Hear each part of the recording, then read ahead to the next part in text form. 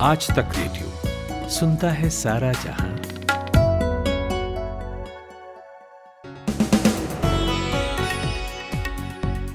तेईस जुलाई है आज। आप आज तक रेडियो का इवनिंग न्यूज पॉडकास्ट दिन भर सुन रहे हैं। मैं आपका होस्ट नितिन ठाकुर। खबरें कई हैं, सभी आपको सुनानी हैं, लेकिन कुछ ऐसी हैं जिन पर हम करेंगे गहराई से बातें भी। जैसे देश की संसद चल रही है और खूब हंगामेदार सत्र है इस बार का। आज की खास बातें बताएंगे आपको कि क्या हुआ संसद में, क्योंकि आज के हंगामे के बाद 26 जुलाई तक के लिए संसद स्थगित हो गई है। पंजाब की बात करेंगे इसके बाद, जहां सीन पूरी तरह बदल गया है। तलवारें म्यान में लौट गई हैं। सिद्धू और कैप्टन साथ में चाय पी रहे हैं, लेकिन इस दोस्ती की इनसाइड स्टोरी क्या है वो जानेंगे। आगे बात होगी भारत से सटी तिब्बती सीमा की, जहां पहली बार शी जिनपिंग पहुंचे हैं। इस दौरे को लेकर भारत के कंसर्न क्या हैं, ये एक्सपर्ट से जानेंगे। और लास्ट में टोक्यो ओलंपिक्स पर कुछ अपडेट्स लेने हैं, साथ में सवाल का जवाब भी कि कैसे ओलंपिक्स की शुरुआत से ही कुछ देशों का मेडल जीतने के मामले में दबदबा बना हुआ है। लेकिन पहले हेडलाइन सुनेंगे खुशबू से। बहुजन समाज पार्टी ने यूपी विधानसभा चुनाव में ब्राह्मण समाज को साथ लाने का मिशन बनाया है, जिसके तहत पार्टी पूरे राज्य में ब्राह्मण सम्मेलनों का आयोजन कर रही है, जिसकी शुरुआत आज से हो गई है। 5 चरण में ये सम्मेलन पूरे होंगे और सभी का आगाज यूपी की अलग अलग धार्मिक नगरी से किया जा रहा है। दिल्ली सरकार की तरफ से कई मौकों पर यह कहा गया है कि हरियाणा की ओर से उनके पानी को रोका जा रहा है। इस सिलसिले में दिल्ली सरकार की तरफ से एक याचिका भी दाखिल की गई थी। अब उस याचिका के लिए सुप्रीम कोर्ट ने दिल्ली सरकार को कड़ी फटकार लगाई है और जोर दिया है कि ऐसी याचिकाएं दाखिल करने से बचें। पॉर्न फिल्म रैकेट मामले में मुंबई पुलिस की टीम एक्ट्रेस शिल्पा शेट्टी के जुहू स्थित बंगले पर जांच के लिए पहुंची है। पुलिस इस वक्त शिल्पा और पॉर्न केस में गिरफ्तार राज कुंद्रा को आमने सामने बैठाकर सवाल जवाब कर रही है। टीएमसी ने बड़ा फैसला लेते हुए सीएम ममता बनर्जी को पार्टी की संसदीय बोर्ड का अध्यक्ष नियुक्त कर दिया है। सांसद डेरेक ओ ब्रायन ने एक प्रेस वार्ता में इस फैसले की जानकारी दी। उन्होंने बताया कि ममता बनर्जी इस पद के लिए उपयुक्त हैं और उनके मार्गदर्शन में पार्टी और मजबूत होगी। भारत सरकार ने स्पष्ट कहा है कि उसकी 2 चाइल्ड पॉलिसी लाने की कोई मंशा नहीं है। होशंगाबाद से बीजेपी सांसद उदय प्रताप सिंह की ओर से पूछे गए एक लिखित सवाल में स्वास्थ्य और परिवार कल्याण राज्य मंत्री डॉक्टर भारती पवार ने कहा कि ऐसा कोई विचार केंद्र सरकार का नहीं है। गाजियाबाद के लोनी में बुजुर्ग की पिटाई के वायरल हुए वीडियो के मामले में ट्विटर इंडिया के एमडी मनीष माहेश्वरी को बड़ी राहत मिली है। कर्नाटक हाईकोर्ट ने आज यूपी पुलिस के नोटिस को रद्द कर दिया है। अफगानिस्तान में बढ़ रहे तालिबान को पीछे धकेलने के लिए अमेरिका ने तालिबानी आतंकियों पर हमला किया है। अमेरिकी सेना ने खुलासा किया है कि उसने अफगानिस्तान में तालिबान के कई ठिकानों पर हवाई हमला किया है। भारी बारिश की वजह से महाराष्ट्र के कोल्हापुर, रायगढ़, रत्नागिरी, पालघर, ठाणे और नागपुर के कुछ हिस्सों में बाढ़ जैसी स्थिति बन गई है। भारी बारिश के बाद आज हुए हादसों में अब तक 57 लोगों की मौत हो चुकी है। और भारत ने श्रीलंका के खिलाफ तीसरे और आखिरी वनडे में टॉस जीतकर बैटिंग का फैसला लिया। यह मैच कोलंबो के प्रेमदासा स्टेडियम में खेला जा रहा है। टीम इंडिया ने 4 विकेट गंवाकर 170 प्लस रन बना लिए हैं। आप सुन रहे हैं आज तक रेडियो। इस हफ्ते के सोमवार से संसद जुट रही है। मॉनसून सत्र चल रहा है, लेकिन मुद्दे बहुत थे, तो जैसा लग रहा था वैसा ही हंगामा हुआ। अब टीएमसी सांसद शांतनु सेन को पूरे सत्र के लिए सस्पेंड करने की खबर आ गई आज सुबह। इसके बाद तो पक्का हो गया कि विपक्ष के तेवर तीखे होने ही वाले हैं। वो हुए भी, क्योंकि टीएमसी सांसद पर केंद्रीय मंत्री अश्विनी वैष्णव से अभद्रता करने का आरोप है, तो उनके सस्पेंशन पर शोर मचता रहा। इतना मचा फाइनली कि लोकसभा की कार्रवाई 26 जुलाई सोमवार तक के लिए स्थगित कर दी गई है। इसके अलावा कांग्रेस नेता राहुल गांधी ने पेगासस मसले पर कहा है कि उनकी फोन टेपिंग की जा रही थी। ये देशद्रोह का मामला है, सो न्यायिक जांच होनी चाहिए। इसके अलावा और क्या क्या घटा, ये जानने के लिए हमने बात की द लल्लन टॉप में हमारे सहयोगी विकास कुमार से। शुक्रवार का दिन और संसद के मॉनसून सत्र के पहले सप्ताह का आखिरी दिन। आज भी वही हुआ। संसद के दोनों सदनों में, लोकसभा और राज्यसभा में जो पहले दिन जो स्थिति थी, विपक्षी सांसदों के द्वारा नारेबाजी, और नारेबाजी की वजह से हर थोड़ी देर पे संसद का स्थगित होना। सबसे पहले राज्यसभा की जानकारी मैं आपको देता हूं। सुबह 11 बजे कार्यवाही शुरू हुई। सभापति वेंकैया नायडू आए और कुछ कामकाज हुआ। उसके बाद उन्होंने टीएमसी सांसद शांतनु सेन के इस मौजूदा सत्र से निलंबन वाले प्रस्ताव, जो सरकार का प्रस्ताव था, उसको मंजूरी दे दी और उस मंजूरी के बाद राज्यसभा का माहौल गर्मा गया और कुछ ही देर में सभापति ने कार्यवाही को स्थगित कर दिया। Mr. Shantanu Sen, please withdraw from the house.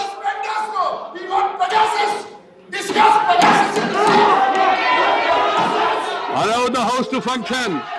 Allow the house to function. Shantanu Sen के निलंबन को मंजूरी देने के बाद 12 बजे जब कार्यवाही दोबारा शुरू हुई तो आसन पे उपसभापति हरिवंश थे। हरिवंश जैसे ही आए कक्ष में, उन्होंने अपने बगल में खड़े मार्शल से कुछ पूछा और सामने देखा तो उन्हें दिखा कि टीएमसी सांसद शांतनु सेन अभी भी अपनी जगह पे बैठे हुए हैं। तो हरिवंश ने अंग्रेजी में शांतनु सेन को एक नोटिस पढ़ के सुनाया, जिसमें उन्होंने कहा कि आप सभा से बाहर चले जाइए ताकि सभा की कार्यवाही, राज्यसभा की कार्यवाही आगे बढ़ सके।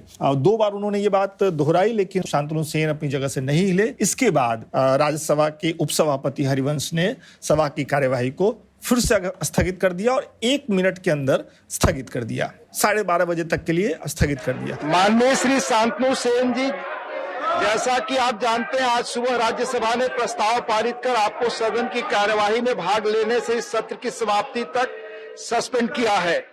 अतः आपसे अनुरोध है कि आप सदन से चले जाएं ताकि सदन की कार्यवाही चल सके। Please doctor Shantanu Sen.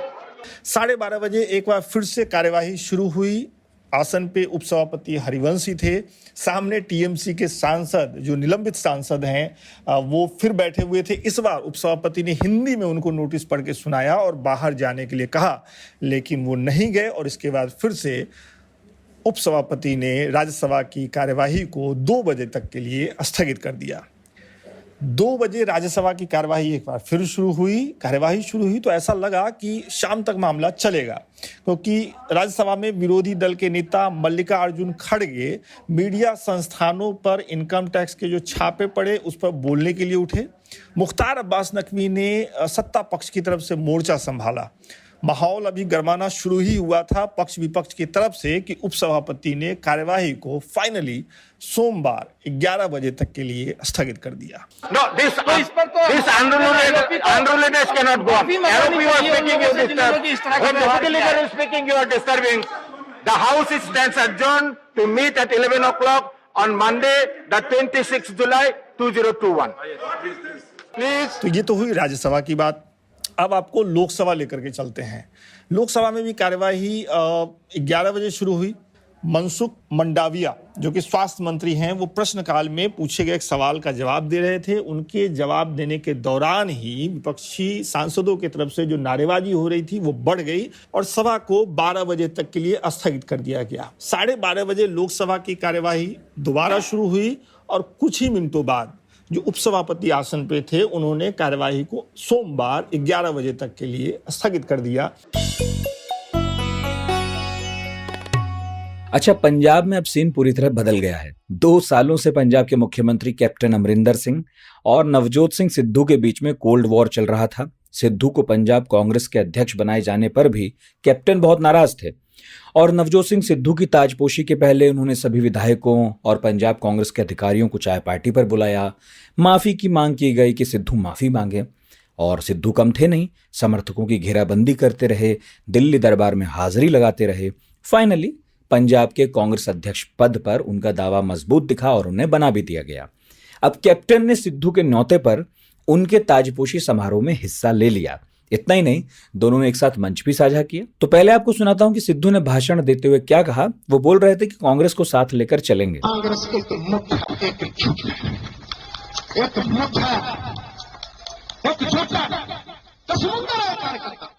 कांग्रेस एक साथ है, एकजुट है। कार्यकर्ता सुनिए और वर्कर्स भी सुनिए, ये सबको पता है। जैसे अणु के बिना परमाणु नहीं बन सकता, आदमी के बिना समाज नहीं बन सकता, उसी तरह कोई पार्टी कार्यकर्ता और वर्कर के सहयोग के बिना नहीं बन सकती। तो ये तो सिद्धू थे। अब कैप्टन अमरिंदर सिंह की बात आपको सुनाता हूं। नवजोत सुनो, पहले मैं ये बताता हूं कि इसका और मेरा रिश्ता क्या है। रिश्ता ये है कि 1963 में नवजोत का जन्म हुआ और 1963 में ही मेरा IMA में कमीशन हुआ और मैं चीन की बॉर्डर पर पहुंचा। बस इतना फर्क है हमारे में। इसके पिताजी और मेरी माताजी हमेशा इकट्ठे रहे। तो कैप्टन और सिद्धू के बीच जैसी अंडरस्टैंडिंग आज देखने को मिली, उस पर लोगों को भरोसा सा नहीं हो पा रहा है, क्योंकि परसों तक तो सिद्धू को बागी कहा जा रहा था और कल तक कैप्टन को कहा जा रहा था, मगर आज दोनों कांग्रेस के नाम पर एकता की बातें कर रहे हैं। तो इस मेल मिलाप की इनसाइड स्टोरी क्या है, ये जानने के लिए हमने बात की आज तक रेडियो रिपोर्टर मंजीत सहगल से। देखिए, कैप्टन अमरिंदर सिंह और नवजोत सिंह सिद्धू के बीच में जो भी तनातनी चल रही थी, अचानक उसका पटक शेप हुआ लग रहा है और उसके लिए कई कारण जिम्मेवार हैं। एक तो कैप्टन अमरिंदर सिंह का जो स्टांस था, यानी उनकी जो माफीनामे की जिद थी, वो दरअसल कहीं ना कहीं पार्टी हाईकमांड के फैसले के खिलाफ जा रही थी। और दूसरी बड़ी बात यह थी कि कैप्टन अमरिंदर सिंह अगर अपनी जिद पर अड़े रहते कि जब तक नवजोत सिंह सिद्धू माफी नहीं मांगेंगे तब तक वो उनसे नहीं मिलेंगे, तो शायद जनता के बीच में और आम कांग्रेसी लोगों के बीच में इसका एक गलत संदेश जाता। तीसरा, अब कैप्टन अमरिंदर सिंह ने जैसे ही ये न्योता स्वीकार किया और जो न्योता देने के लिए 2 कार्यकारी अध्यक्ष गए थे उनको गले लगाया और जिस तरह से तुरंत ही 10 बजे के लिए चाय होस्ट करने की, टी पार्टी होस्ट करने की अनाउंसमेंट भी कर दी, उससे कहीं ना कहीं कैप्टन अमरिंदर सिंह को लेकर पार्टी कैडर और पार्टी हाईकमांड के बीच में एक बड़ा पॉजिटिव सा संदेश गया है, क्योंकि कैप्टन अमरिंदर सिंह पंजाब के काफी वरिष्ठ नेता है और 2 बार मुख्यमंत्री रह चुके हैं। और अगर इस पैचअप की अगर असली कहानी जाने तो ये दरअसल दोनों पक्षों से इसकी शुरुआत हुई थी। कैप्टन अमरिंदर सिंह का खेमा भी चाहता था कि लोगों में उनके बीच में जो जिस बात के लिए विवाद चल रहा है वो जनता के बीच में या पार्टी के लिए नुकसानदायक ना हो। दूसरी तरफ से नवजोत सिंह सिद्धू का खेमा इस पर काफी गंभीरता से विचार कर रहा था और हमने देखा 58 जो विधायक थे उन्होंने बाकायदा निमंत्रण पत्र पर अपने हस्ताक्षर किए। नवजोत सिंह सिद्धू ने अलग से एक निमंत्रण मुख्यमंत्री को भेजा था, उसमें कहा था कि कि वो मुख्यमंत्री को एक बड़े होने के नाते उनका आदर करते हैं और उनका व्यक्तिगत कोई एजेंडा नहीं है। अगर उनका कोई एजेंडा है जिसको परसू कर रहे हैं तो वो जनता से जुड़ा हुआ एजेंडा है। तो दोनों तरफ से प्रयास हो रहे थे और कैप्टन अमरिंदर सिंह ने उनका न्योता स्वीकार कर लिया और उसके बाद वो इस कार्यक्रम में चले भी गए। लेकिन दिलचस्प बात यही है कि ये जो ट्रूस है, जो समझौता है, ये क्या ये टाइम बीइंग है या फिर सदा के लिए है, ये देखने वाली बात है। मंजीत, इन दोनों का पैचअप कांग्रेस के लिए कितना फायदेमंद दिख रहा है? चुनाव तो दूर है नहीं अब। देखिए, जहां तक पैचअप का सवाल है, ये इस पैचअप में पार्टी हाईकमांड का भी एक बड़ा रोल है, बड़ी भूमिका रही है। पार्टी हाईकमांड और पंजाब मामलों के प्रभारी हरीश रावत और सूत्र तो यहाँ से भी बता रहे हैं कि प्रियंका गांधी वाड्रा ने भी कैप्टन अमरिंदर सिंह से इस मसले पर बातचीत की थी। तो कुल मिलाकर कैप्टन अमरिंदर सिंह दबाव में थे और उनका और सिद्धू का पैचअप हो गया। और जहां तक उनके पैचअप से पार्टी को बेनिफिट की बात है तो निश्चित तौर पर अगर दोनों नेता जिस तरह से आज मंच पर दिखाई दिए, अगर आगे भी एक साथ नजर आते हैं, एकजुट नजर आते हैं, तो ये पार्टी के लिए सचमुच फायदेमंद होगा, क्योंकि इससे पार्टी जो संगठन है मजबूत नजर आएगा, जनता के बीच में अच्छा संदेश जाएगा और पार्टी मजबूत आएगी। कोई भी विरोधी जो पार्टी है वो इसका राजनीतिक फायदा नहीं उठा पाएगी। सवाल यही है कि आखिर इन दोनों की जो दूरियां हैं वो सार्वजनिक तौर पर मिटती हुई दिख रही हैं, लेकिन क्या दिलों की दूरियां मिट पाएंगी और क्या ये दोनों नेता आगे भी इसी तरह से नजदीकियां बना के रखेंगे, ये बड़ा सवाल है। और जहां तक एक बार फिर से फायदे की बात है, कांग्रेस पार्टी के लिए दोनों का मिलजुल कर काम करना फायदेमंद साबित हो सकता है। सुबह सुबह ऐसा लगता है कि सबकी गाड़ी छूट रही है, लेकिन न्यूज भी तो मिस हो रही है। स्कूल, कॉलेज या ऑफिस की पूरी तैयारी तो हो जाती है, मगर देश दुनिया की अपडेट्स ले पाते हैं क्या? तो आपकी प्रॉब्लम का स्मार्ट सॉल्यूशन ये है कि अपनी सुबह की शुरुआत आप आज तक रेडियो के साथ कीजिए। कल क्या हुआ और आज क्या हो सकता है, सटीक एनालिसिस, पहले बड़ी खबरें और फिर अखबारों के चुनिंदा मोती। ये है सुबह का खबरनामा, आज का दिन, मेरे यानी नितिन ठाकुर के साथ। और चीन से एक बड़ी खबर आ रही है और उस पर पूरे एशिया की नजरें टिकी हैं। राष्ट्रपति शी जिनपिंग तिब्बत की यात्रा पर निकले हुए हैं। ये हिस्टोरिकल इसलिए है क्योंकि इस इलाके में बतौर राष्ट्रपति उनका पहला दौरा है। इंटरनेशनल कैंपेन फॉर तिब्बत ने चीनी सोशल मीडिया पर वीडियो क्लिप शेयर की है इस दौरे की। इसमें जिनपिंग जो हैं वो निंगत्री शहर में लोगों को संबोधित करते दिखे हैं। ल्हासा के बरखोर इलाके में एक दुकान के बाहर निकलते हुए नजर भी आए हैं और दलाई लामा का जो पारंपरिक शीतकालीन निवास है पोटाला पैलेस, उसके सामने भी वो लोगों को संबोधित कर रहे थे। तो जिनपिंग जिस शहर में पहुंचे हैं वो अरुणाचल प्रदेश की चीनी सीमा के एकदम पास है और साथ ही उन्होंने एक और काम किया। ब्रह्मपुत्र नदी पर जो विशाल बांध चीन बना रहा है वहां पर भी वो पहुंच गए और उसका पूरा जायजा लिया। ये वही बांध है जिसका भारत विरोध करता है। हमने इस दौरे के बारे में अंतर्राष्ट्रीय मामलों के विशेषज्ञ प्रोफेसर हर्ष पंत से बात की। प्रोफेसर पंत, जिनपिंग पहली बार तिब्बत दौरे पर आए हैं राष्ट्रपति के तौर पर, तो भारत के लिए क्या कंसर्न जागते हैं? चाइनीज प्रेसिडेंट का पहला दौरा है तिब्बत का 1990 से। 1990 में लास्ट टाइम जब जियांग जमीन प्रेसिडेंट थे तब वो गए थे। इससे भारत का कोई डायरेक्ट कंसर्न नहीं है। ये मुझे ऐसा लगता है कि कहीं पर चीन और शी जिनपिंग ये मैसेज देना चाह रहे हैं कि डोमेस्टिक कंस्टिट्यूएंसीज को ज़्यादा इम्पोर्टेंट मैसेज है कि तिब्बत में जिस तरह का डेवलपमेंट हो रहा है उससे जो बीजिंग की एक पॉलिसी रही है कि तिब्बत में हान डोमिनेंस हो और उसके तहत तिब्बत को सबस्यूम कर लिया जाए मेनलैंड चाइना में, उसका एक एग्जाम्पल सेट करना वो चाह रहे हैं। और भारत की तरफ से, क्योंकि भारत और चीन के बीच में बहुत संबंधों में कुछ परेशानियां रही हैं और बॉर्डर डिस्प्यूट चल रहा है जिसमें तिब्बत डायरेक्टली इन्वॉल्व है। प्रधानमंत्री मोदी ने भी दलाई लामा को पब्लिकली विश किया इस साल।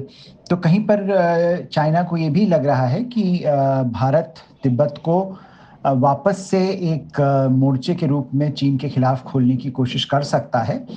तो इसलिए भी शी जिनपिंग अपनी इस दौरे के द्वारा ये मैसेज देना चाह रहे हैं कि वो पूरे तरह से कंट्रोल में है और वो इस बात को अलाउ नहीं करेंगे कि तिब्बत किसी तरह से भी तिब्बत में भारत का जो रुख है, भारत का जो प्रभाव है वो और बढ़े। उन्होंने ये डेमोन्स्ट्रेट किया दोनों अपनी डोमेस्टिक कंस्टिट्यूएंसीज के लिए और इंटरनेशनल इंटरलॉक्यूटर्स के लिए कि तिब्बत में चीन का दबदबा बना था और बना रहेगा।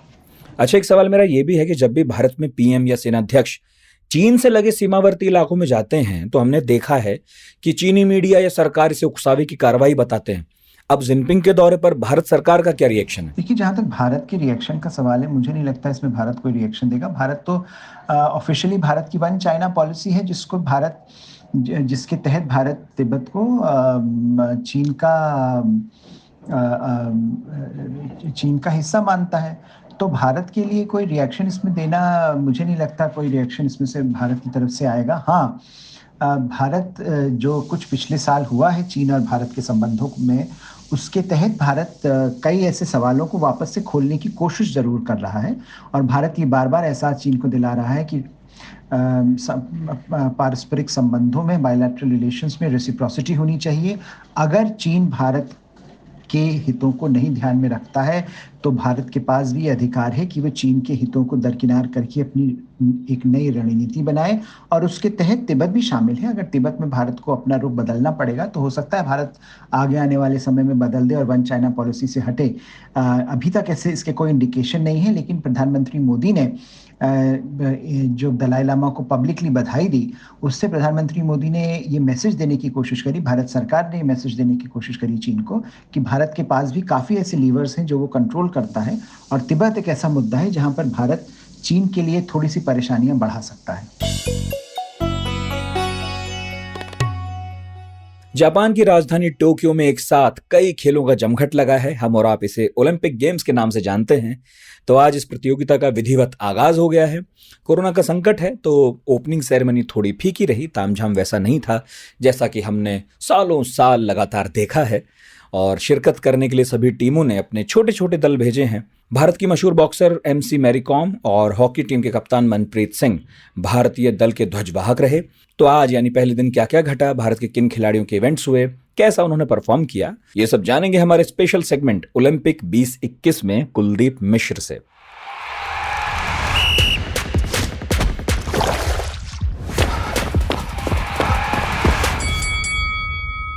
ओलंपिक्स अपडेट के साथ मैं हूं कुलदीप मिश्र। नितिन, टोक्यो के द नेशनल स्टेडियम में खेलों का महासमर जिसको कहा जाता है ओलंपिक्स 2021, उसका शुभारंभ आज हो गया। कोरोना की वजह से 1 साल की देरी से आयोजित हो रहा है ये वाला ओलंपिक, लेकिन फिर भी हो रहा है और इसीलिए शायद ज़्यादा स्पेशल है। तमाम अंदेशे भी हैं कि कहीं ओलंपिक्स की वजह से कोरोना वायरस के केसेस में उछाल ना देखने को मिले, लेकिन पूरी सावधानी सतर्कता बरती जा रही है। और इसीलिए आज जब शुभारंभ हुआ, उद्घाटन समारोह हुआ, तो खाली स्टेडियम ने ही एथलीट्स का अभिवादन किया। भारत के लिहाज से देखें तो इतिहास का सबसे बड़ा ओलंपिक दस्ता विभिन्न खेलों में हिस्सा लेने के लिए पहुंचा है भारत का, और इस दस्ते में करीब 120 खिलाड़ी हैं जो पदक की आस और दृढ़ विश्वास के साथ 85 अलग अलग तरह के इवेंट्स में पार्टिसिपेट करेंगे। और जो पिछला ओलंपिक्स हुआ था 2016 में, रियो में हुआ था, उसमें भारत की झोली में सिर्फ 2 पदक आए थे। बैडमिंटन में पीवी सिंधु सिल्वर लेकर आई थी और रेसलिंग में साक्षी मलिक ने ब्रॉन्ज जीता था। मगर बीती बात को बिसार कर आगे की सुधि लेनी है और इस बार इंडियन एथलीट्स की पुरजोर कोशिश होगी कि 2 मेडल की जगह 2 अंकों में मेडल जीता जाए। शूटिंग, रेसलिंग, बॉक्सिंग, बैडमिंटन और आर्चरी यानी तीरंदाजी, ये ऐसे कुछ खेल हैं जो भारत की स्ट्रेंथ है, जहां से मेडल आने की उम्मीद है। तीरंदाजी का जिक्र हुआ तो आज भारत के ओलंपिक्स अभियान का श्री गणेश हुआ है तीरंदाजी के ज़रिए ही। दुनिया की नंबर 1 धनुर्धर दीपिका कुमारी को अपना जौहर दिखाने का आज मौका मिला और टूर्नामेंट शुरू होने से पहले उनके बारे में कहा जा रहा था कि she is in the form of her life, वो अपने जीवन की सबसे अच्छी फॉर्म में हैं। लेकिन आज दीपिका उस तरह के फॉर्म में नहीं दिखी। वो 663 के कुल स्कोर के साथ रैंकिंग राउंड की पर्सनल कैटेगरी में 9वें स्थान पर रहीं। ये रैंकिंग राउंड था। अब दीपिका का मुकाबला अगले राउंड में भूटान की कर्मा से होगा। वहीं दबदबा रहा कोरिया की तीनों तीरंदाजों का, वो टॉप 3 में शामिल नहीं। पहले स्थान पर रहीं एमसान ने 680 अंक हासिल किए और एक नया ओलंपिक्स रिकॉर्ड बनाया। इसी तरह आर्चरी के इंडिविजुअल पुरुषों के रैंकिंग राउंड में भारत के तरुणदीप राय, अतानु दास और प्रवीण जाधव खास प्रदर्शन नहीं कर पाए और कोई भी रैंकिंग राउंड में टॉप 25 में भी नहीं पहुंच सका। मिक्स टीम इवेंट में भी भारत को नुकसान हुआ और वो 9वें स्थान पर फिसल गई। बहरहाल कल का दिन भारत के लिए खासा अहम होने वाला है। शनिवार को Indian athletes shooting, archery, boxing, weight lifting, hockey और बैडमिंटन में चुनौती पेश करेंगे। वेट लिफ्टिंग में तो मीराबाई चानू के लिए लोग निश्चित तौर पर चीयर करेंगे, उनका खेल देखने लायक होगा। तो कल उम्मीद है, कल ऐसी आस है कि हो सकता है कि पहला मेडल जीतने की खुशखबरी मिले। शुक्रिया कुलदीप।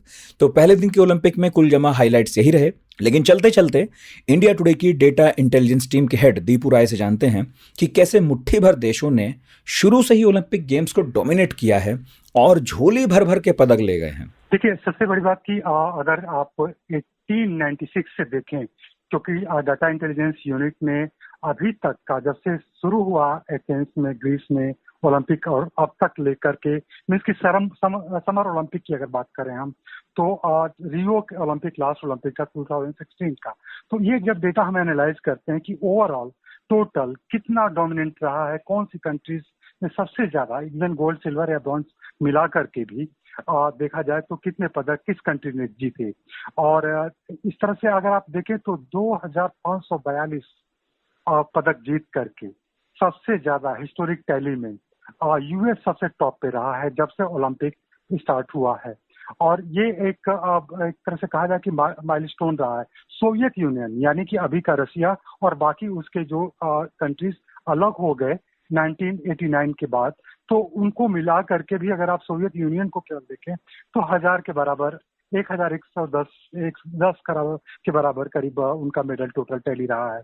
तो ये दो कंट्री तो प्रोमिनेंटली डोमिनेंट रही हैं लगभग 1990s तक।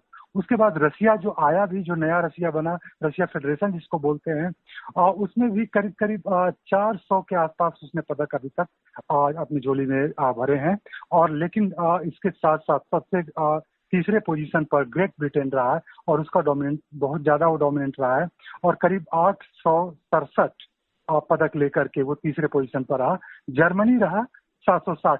अच्छा दीपू जी, ये तो आपने मुल्कों के बारे में बताया, ये बताइए कि वो खिलाड़ी कौन से रहे हैं जिनका दबदबा खूब रहा? आप कंट्रीज का तो ठीक है कि उनका दबदबा रहा है, लेकिन स्पेसिफिक गेम में कुछ प्लेयर ऐसे रहे हैं जो कि सबसे ज्यादा उनका एक तरह से कहा जाए कि दबदबा रहा है। और उसमें आप पाएंगे कि जिस तरह से यूरोप में आप कुछ प्लेयर ऐसे मान लीजिए साइमन बाइल्स हैं यूनाइटेड स्टेट्स की, और जिम्नास्ट में, और इसी तरह से जिम्नास्ट में चाइना के या रशियन प्लेयर्स जो हैं वो काफी दबदबा रखते थे। और ठीक उसी तरह से आप देख लीजिए स्विमिंग में भी साइमन मैनुअल वगैरह हैं जिन पर इस बार भी काफी नजर होगी और ये लोग टोक्यो ओलंपिक में पार्टिसिपेट कर रहे हैं। इसके साथ अगर आप देखिए तो केनिया के एलियूड के पैचे हैं जिनको एक तरह से कहा जाए कि मैराथन में उनका काफी नाम है और इस बार भी वो शामिल हो रहे हैं। तो कुछ ऐसे केनिया हुआ या इस तरह की कंट्रीज हुए जो मैराथन में एथलेटिक्स जो लॉन्ग रन होता है एथलीट्स का, उसमें सबसे ज्यादा उनका पार्टिसिपेंट होता है और ज्यादातर पदक वही लेके जाते हैं। या 100 मीटर्स में आप यूएस को ले लीजिए या जमैका के एजन बोल्ट, कुछ ऐसे प्लेयर्स लगातार बने रहते हैं हर ओलंपिक में जिनका दबदबा हमेशा रहता है। अगर वो पार्टिसिपेट करते हैं तो सबकी नजर उनके ऊपर रहती है कि ये जीत जाएंगे। शुक्रिया दीपू जी। तो ये था 23 जुलाई का ओलंपिक कवरेज। आज तक रेडियो पर आप रेगुलरली ओलंपिक कवरेज सुनते रहेंगे। बाकी हमारा पता है radio@aajtak.com। इस कवरेज के बारे में या इस पूरे शो के बारे में जो कुछ कहना हो लिखकर भेज दीजिएगा। फेसबुक, ट्विटर, इंस्टाग्राम पर भी हम हैं, तो वहां पर भी आप अपनी राय दर्ज करा सकते हैं। आज का दिन भर प्रोड्यूस किया है खुशबू ने और साउंड मिक्सिंग की है अमृत रेगी ने। मेरा नाम नितिन ठाकुर है। आज तक रेडियो सुनते रहिए।